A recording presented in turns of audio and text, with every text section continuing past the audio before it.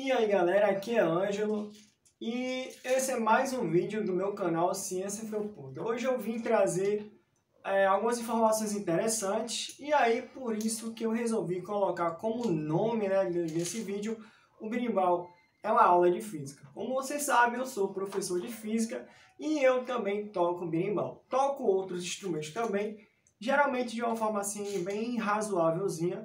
Mas o berimbau é um instrumento que eu aprendi há bastante tempo e eu acho muito interessante, não somente pelas características sonoras dele como instrumento musical, como também a parte cultural, a parte religiosa e a parte também que a gente pode aplicar na própria física. Então, quando a gente fala de instrumento musical na área de física, a gente já remete a quê? Ondulatória, né? Então, se você é segundo ano de ensino médio, terceiro ano de ensino médio, você viu ou provavelmente vai ver um assunto chamado ondulatória, que para o Enem é o assunto que mais cai até hoje. Ano passado caiu menos, mas geralmente é o que mais cai no Enem. Então, ondulatória, a gente tem algumas equações importantes que ajudam a descrever os fenômenos que a gente estuda para ondas. Uma das equações bastante interessantes é a chamada equação de Taylor, que estuda justamente a onda na corda. Isso aqui, pessoal, o berimbau, ele é um instrumento de corda, ok? Eu sei que vocês acham que é de percussão, mas não é. Ele é um instrumento de corda. E essa corda aqui é um arame de pneu que é retirado para poder fazer a amarração. A equação de Taylor, eu vou tentar colocar em algum lugar aqui, ela é a razão, né, da raiz entre a tração que você coloca na corda dividido pela densidade linear daquela corda. O que significa isso?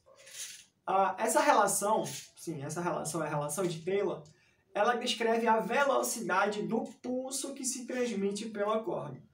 Então, V igual a raiz de T sobre a densidade, que geralmente é um Dzinho, T sobre V. Essa tração, quem coloca é a gente no berimbau. No caso, a gente, quando vai montar, a gente traciona com o joelho e depois faz a amarração do arame e acosta ele lá em cima. Se fosse no violão, você teria aquelas tarraxas para você regular a tração. E a densidade é a densidade do próprio arame de pneu, que é uma densidade específica. O arame de pneu ele é muito mais denso que a maioria dos arames que a gente tem por aí, das cordas de metal. E muito mais denso também que a corda de aço que a gente usa no violão, por exemplo. Então essa é a equação de Taylor. A outra equação importante para a gente é a questão de quando a gente vai ver a parte dos harmônicos. Então os harmônicos são padrões vibratórios. E aí para instrumentos de corda a gente tem uma equação específica para o harmônico. E nessa relação é importante que a gente veja a relação entre a frequência e o comprimento. Quando você já arranja essa equação, a equação dos harmônicos, baseada na equação de Taylor, e também numa outra, que é a equação mais importante de ondulatória, que vocês provavelmente já devem conhecer, que o pessoal chama de voo, lamber, farofa, né? É a equação que descreve a velocidade da onda em função das características do comprimento de onda, que é o padrão do formato dela que se repete, e a frequência, que é a forma como ela vibra. Essa frequência é a assinatura, e aí quando nós pegamos essas três equações, a gente mistura elas, a gente tem a equação do instrumento musical, em que a gente pode relacionar a frequência e o comprimento de onda. O comprimento também da corda e também a velocidade, que a gente já falou que vai depender de como a gente amarrou o arame e também como a gente... qual o tipo de corda, né, que a gente está usando, que no caso é o arame de aço de pneu.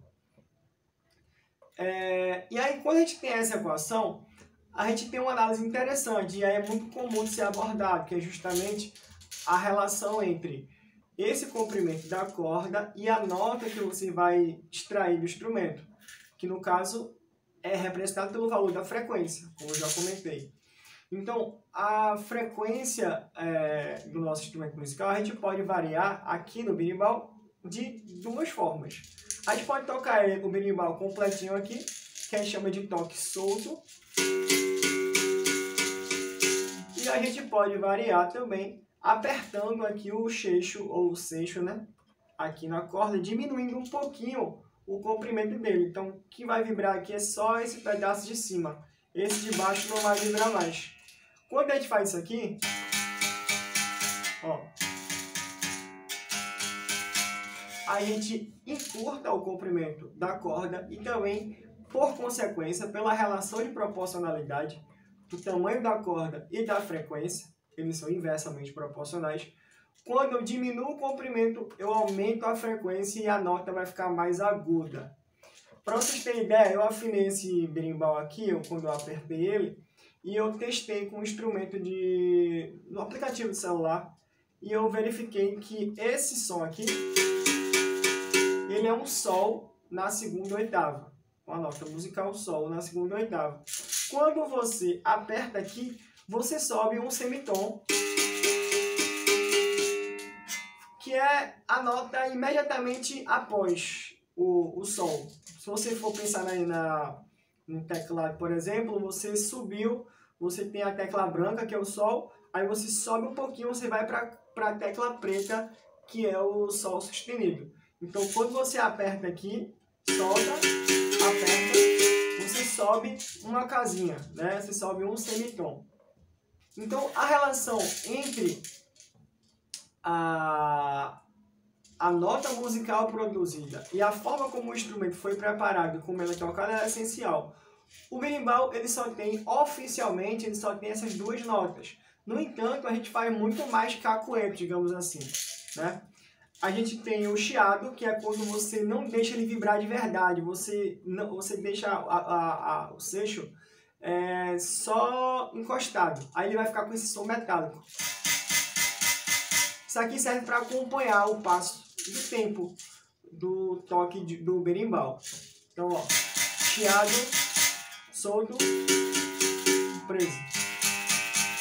Outra coisa importante, pessoal, é porque a gente tem aqui a cabaça, e a cabaça é uma caixa de ressonância. Então veja que essa cabaça é como se fosse aquele corpo, aquela parte interna do violão. Ela ajuda com que o som seja amplificado, ele vibre o ar lá dentro, sofra vários fenômenos que a gente chama de interferências construtivas, e aí o resultado que você vai ter aqui é um som amplo o suficiente para você escutar. As cabaças, elas têm formatos diferentes. E aí, na capoeira de Angola, especificamente, nós temos 3 padrões. Nós temos a cabaça maior, que vai ser para o berimbau maior, chamado berra-boi. O berra-boi é o cara que vai ter um som mais grave. Ele vai servir para mandar no jogo de capoeira de Angola. Você vai ter também o médio, se eu não me engano é médio. Da regional também é médio o nome. Que vai ser, a cabaça vai ser menorzinha, o som vai ser mais agudo, e aí você vai ter o acompanhamento, e você tem a viola, que a cabacinha é bem menorzinha, o som é muito mais agudo, e aí ele é menos intenso, e você vai tocar, fazer os repiques. Outra coisa importante assim, com relação a isso, é porque você também aperta a corda conforme o berimbau que você vai usar. Então, o berra-boi, você vai deixar ele mais solto. A tração mais baixa, você vai acabar diminuindo a frequência. Quando você diminui a frequência, o som vai ficar mais grave.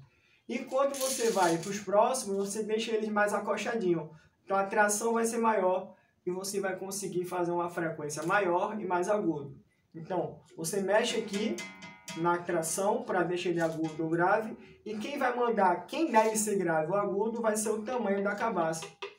E aí, quem tem a cabaça maior vai também gerar um som mais amplo. Quem tem a cabaça menor vai gerar um som menos amplo, um som mais baixinho, que é para acompanhar o instrumento principal.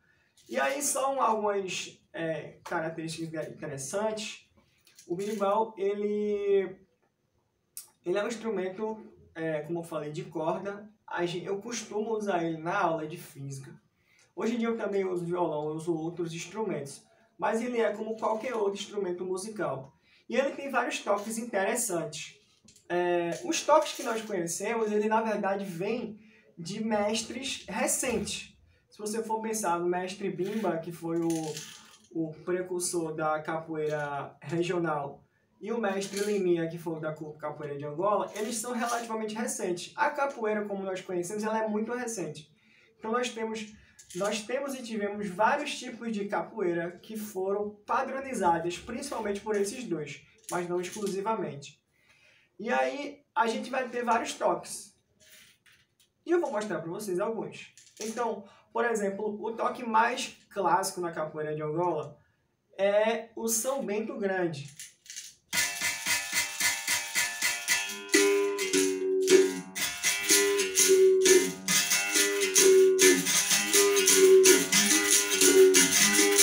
Veja que na parte do chiado eu encosto a cabaça na barriga, que é para abafar o som. O chiado é só pro compasso. E depois eu começo a tocar de verdade, ó.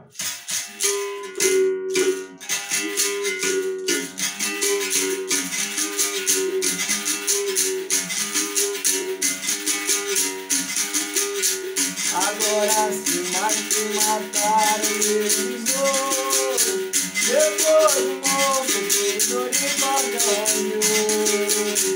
Agora se mataram meu tesouro, depois de morto tesouro e bagulho. Tesouro e bagulho,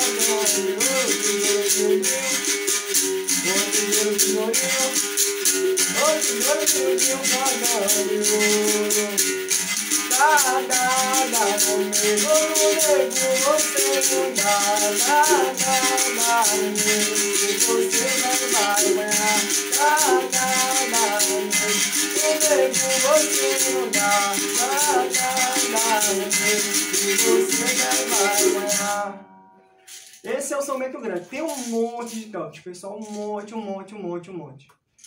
Isso só na Angola. Na regional também tem outros tipos. Alguns parecidos, alguns vão ser realmente bem diferentes. O São Bento Grande regional, por exemplo, eu até arranho. Eu acho ele meio complicadinho, mas ele é bom para o estilo de música que se canta lá na regional. Ele é mais ou menos assim, ó.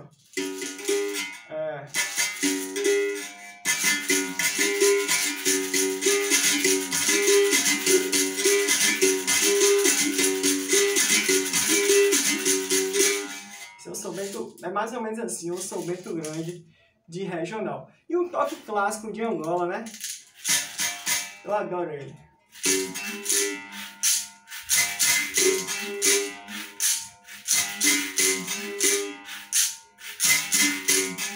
Oi, dona Maria do Camboatá, ela chega na venda, ela manda botar. Dona Maria do Camboatá, ela chega na venda, ela manda botar. Dona Maria do Camboatá, ela chega na roda da salto mortal. São Bento, esse aqui é o toque de Angola e é acompanhado pelo São Bento pequeno, lá no médio, que é o invertido, é o toque invertido. E aí você vai ter também outros toques interessantes. O que eu acho mais legal é o apanha laranja no chão tico-tico, que é um jogo que você vai apanhar uma bolsinha no meio da roda com a boca. Quem apanhar vai ficar com o que tem nela.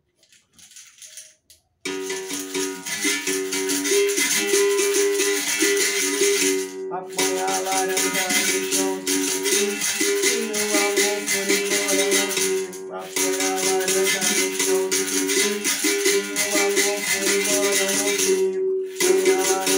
chão tico-tico,